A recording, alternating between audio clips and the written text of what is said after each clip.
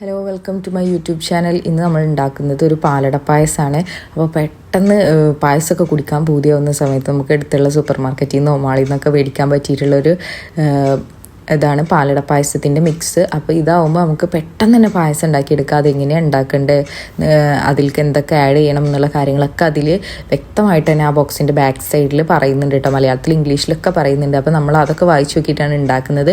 പെട്ടെന്ന് തന്നെ ഉണ്ടാക്കിയെടുക്കുക. ഒരു പ്രത്യേകിച്ച് പണിയൊന്നുമില്ല കേട്ടോ. പായസം എന്ന് കേൾക്കുമ്പോൾ തന്നെ അത് തേങ്ങാപ്പാലെടുത്ത് അങ്ങനെ ഇങ്ങനെയൊക്കെ നമ്മൾ വിചാരിക്കും. അപ്പോൾ ഇതിൽ നമ്മളിവിടെ എടുക്കുന്നത് ഈ ഒരു പാക്കറ്റിന് മൊത്തം 1.5 ലിറ്റർ പാലാണ് അവർ പറയുന്നത്. അപ്പോൾ ഞാൻ കറക്റ്റ് അളവൊന്നുമല്ല എടുത്തിട്ടുള്ളത്. ഞാൻ അത്യാവശ്യം നമുക്ക് ഏകദേശം എത്ര വേണം എന്നുള്ള രീതിയിലുള്ള പാലാണ് എടുത്തിട്ടുള്ളത്. പിന്നെ അതുപോലെ തന്നെ അതിലേക്ക് നമ്മൾ കുറച്ച് സാധാ പച്ചവെള്ളം ആഡ് ചെയ്ത് കൊടുക്കുന്നുണ്ട് കേട്ടോ. വെറും പാല് മാത്രമല്ല, കുറച്ച് വെള്ളം കൂടിയിട്ട് ആഡ് ചെയ്ത് കൊടുക്കുന്നുണ്ട്. പിന്നെ അതിലേക്ക് ഞാനൊരു നുള്ളു ഉപ്പ് ഇട്ട് കൊടുത്തിട്ടുണ്ടായിരുന്നു. അങ്ങനെ ആ പാല് നന്നായിട്ട് തിളച്ച് വരാൻ വേണ്ടിയിട്ട് നമ്മൾ വെച്ചിട്ടുണ്ട്. അപ്പോൾ ആ ഒരു സമയം കൊണ്ട് നമ്മൾ ഈ പാക്കറ്റൊക്കെ ഒന്ന് പൊട്ടിച്ച് നോക്കുകയാണ്. ഞാൻ ഈ ഒരു പറഞ്ഞ പോലെ കറക്റ്റ് അളവൊന്നും ഇല്ലാന്നുണ്ടെങ്കിലും ആ ഒരു മെത്തേഡിൽ തന്നെ ഉണ്ടാക്കിയിരിക്കുന്നത്.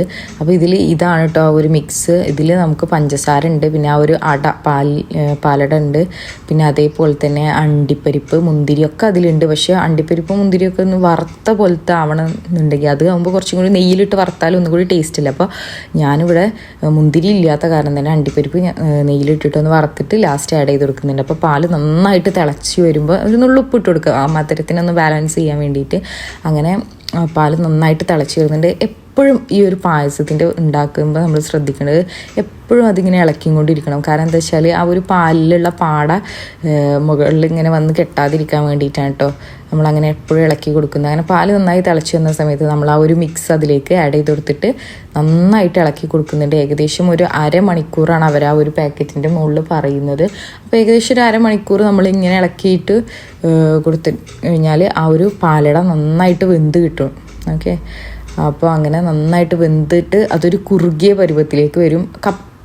അപ്പോൾ നമ്മൾ ഇപ്പോൾ പാലട മിക്സ് അല്ലാത്ത ഇതൊക്കെ മേടിക്കുന്ന സമയത്ത് ഈ ഒരു പാലട പായസത്തിൻ്റെ കളറ് കിട്ടാൻ വേണ്ടിയിട്ട്, ഈ ഒരു ലൈറ്റ് പിങ്ക് കളറൊക്കെ കിട്ടാൻ വേണ്ടിയിട്ട് നമ്മൾ നമ്മുടെ പഞ്ചസാര കാരമലൈസ് ചെയ്തിട്ടാണ് ഇട്ട് കൊടുക്കുന്നത്. അപ്പോൾ ചിലപ്പോൾ പഞ്ചസാര കാരമലൈസ് ചെയ്തിരുന്നത് കൂടിയിട്ട് അതിൻ്റെ എന്താ പറയുക ആ ഒരു കയ്പ്പ് രസമൊക്കെ വരാൻ സാധ്യതയുണ്ട്. അപ്പോൾ ഈ ഒരു പാക്കറ്റ് മേടിക്കുകയാണെന്നുണ്ടെങ്കിൽ അതിൽ തന്നെ നമുക്ക് എന്ത് ചെയ്യാൻ പറ്റും, ആ ഒരു കളറും നമുക്ക് കിട്ടുന്നുണ്ട് കേട്ടോ. അപ്പോൾ പ്രത്യേകിച്ച് വേറെ കാരമലൈസേഷൻ്റെ ആവശ്യമൊന്നുമില്ല.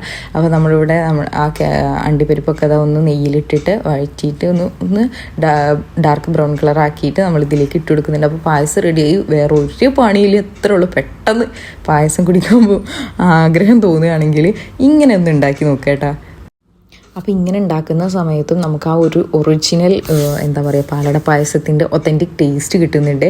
അപ്പോൾ തീർച്ചയായിട്ടും ഈ ഒരു റമദാനിക്ക് നമുക്ക് തരിക്കഞ്ഞിക്ക് പകരം ഇടയ്ക്കൊക്കെ പാലട പായസമൊക്കെ ഉണ്ടാക്കി നോക്കാം.